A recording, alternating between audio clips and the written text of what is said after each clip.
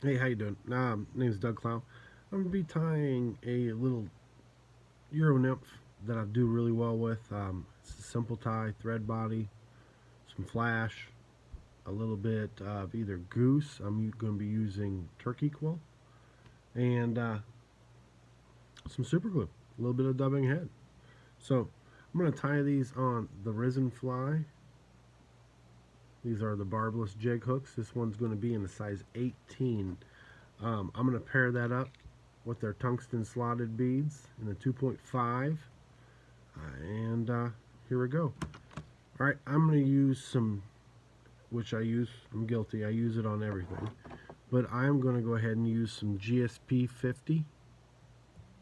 This one happens to be a Vivus. It's the easiest for me to get. I love GSP threads, and I'm pretty lazy. So I go ahead and tie everything usually with a white and then use markers. I found that if you seal it with a UV, it doesn't come up with a UV coat. It doesn't bleed. So I can have whatever I want. But I'm going to go ahead and run my thread back. Go ahead and bring it back right where the bend starts. Tailing material, you can use pretty much what you want.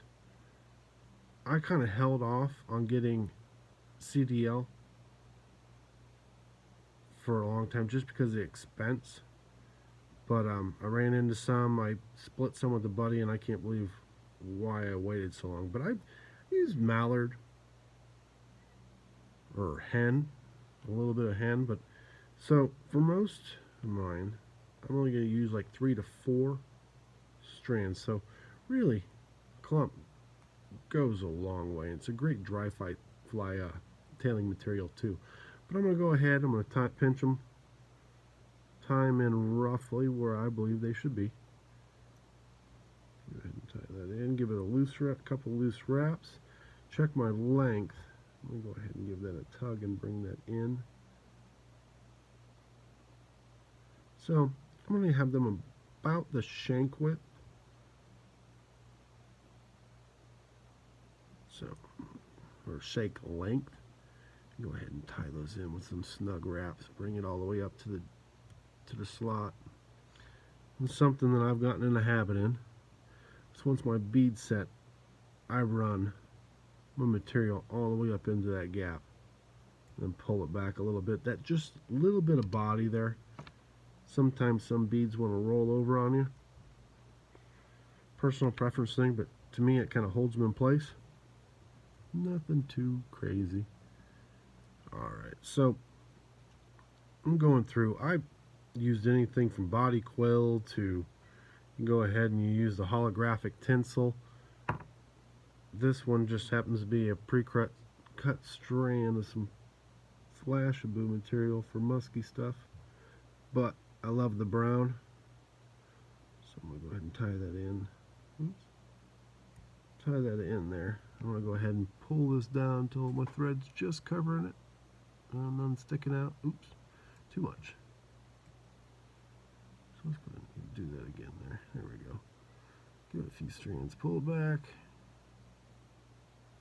Alright, go ahead and run that back down to right at where I tied in that CDL at the bend.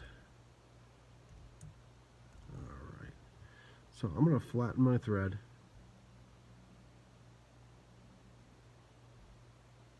Seems like a simple thing you should know, but I had a buddy tell me that about how to obtain flat, smooth tapered bodies. That if you don't flatten your thread, it's hard to get, and it makes so much more sense. So I ran all the way back up to the head. I'm going to run down. I'm not going to run down to the very end. I'm going to stop a little bit before it, run it back up, run it down, stop just before my last one, run it back up, and up by the bead heads, I like to give a tug. Make sure it seats down in there, so when I don't do it at the very end, when I tie off my material, it'll crimp. One thing I forgot to do, before I get too far in the taper body, I'm going to go ahead and tie in a little bit of that turkey quill I was talking about. Make sure my thread's flat. This one's in a natural, it's modeled. I actually found this one fall time along the creek, and technically I should have went ahead and tied that in first, then the tinsel, because I'm going to wrap the tinsel first. But like anything, you think you have everything laid out and you don't. You forget. No big deal. So we're going to go ahead, bring that up. So I've already got a pretty decent taper. So I'm going to go ahead and wrap my tinsel. So this is really fine comparative to what you get on the spool. I want to make sure there's no gaps. Nice even wraps all the way up. Only reason why I'm not using the rotary function on a lot of these is because when I'm drying some other flies on my bobbin rest, I don't want to build up any excess right there right now.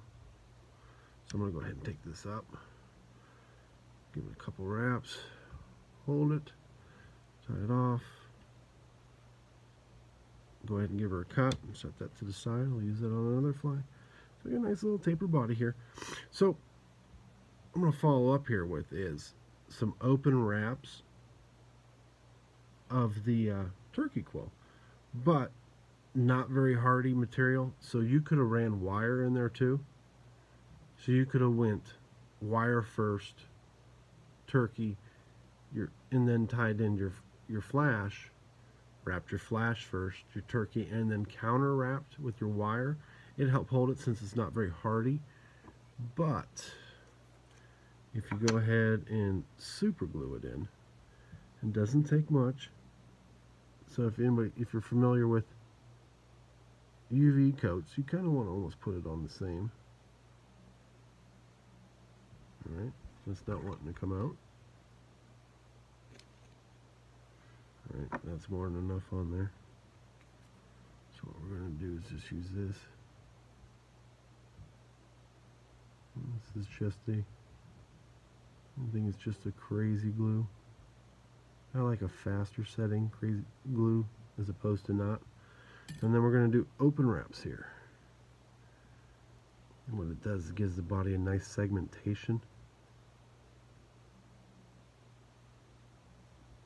And almost like I don't know if it would appear like a gilled rear end of the body like you would have on some nymphs.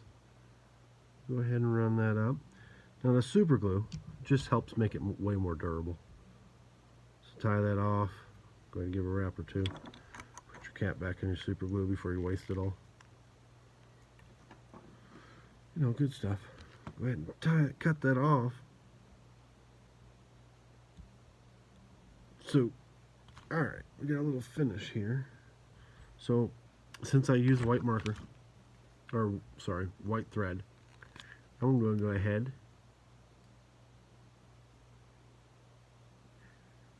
give a little bit of color. Doesn't take much. A little bit of color, finish up the end there. Now I like to come back and use a little bit of dubbing.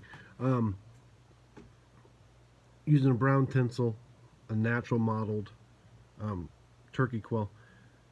So I want to go with a fairly natural tone, just my personal choice.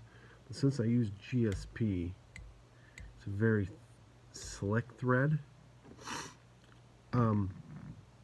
I've used little beeswax. That's just a little dubbing wax that I make here and there, or once or twice. But I'm going to use some Remix Fly Volume 2.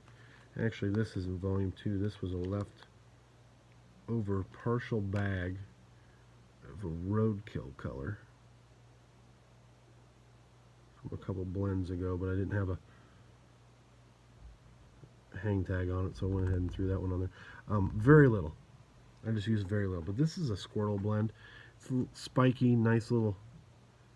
You can do small colors with it. That's all I want. Just a small little buggy color. Couple wraps. Go ahead. Whip finish with a tool. Whip finish with fingers. I don't like tools. I don't like the whip finishers. I feel better with my hands.